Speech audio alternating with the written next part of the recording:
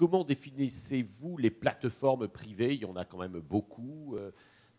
Quel rôle jouent-elles dans l'accueil des urgences et des soins non programmés, des prises en charge, des conseils? Alors, il y a notamment, d'ailleurs, un de nos partenaires le fait, CARE, enfin, il y en a d'autres, hein, Doctissimo, etc. Aujourd'hui, c'est les grandes réponses, c'est eux qui sont presque les gagnants de toute cette période. Ils jouent un rôle tout à fait considérable. Moi, je voudrais bien voir les chiffres. Hein.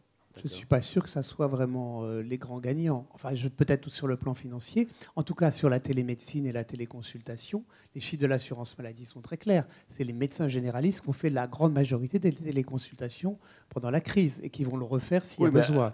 Avec des plateformes de télémédecine. Alors, je vais parce qu'il y a deux choses. Parce qu'il y a les rendez-vous, il y a les rendez-vous quand même. Voilà, et c'est ça que je voulais rendez-vous dire. et télémédecine. Deuxièmement, il y a deux sortes de plateformes.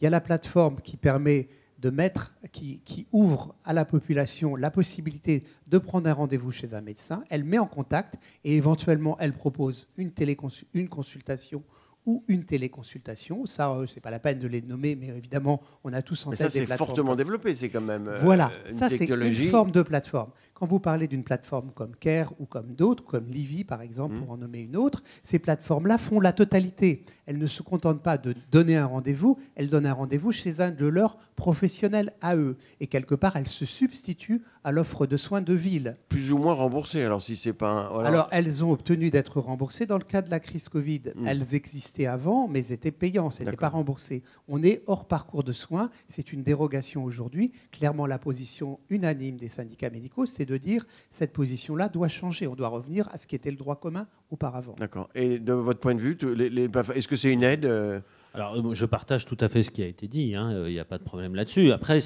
potentiellement, ce sont des effecteurs. Mais ce ne sont pas des éléments de la régulation médicale. Je crois que vraiment, il faut voir le SAS par ça. L'accès 24 heures sur 24, 7 jours sur 7, quel que soit votre niveau social, financier, tout ce que vous voulez, à une expertise médicale de qualité adaptée à votre problème de santé.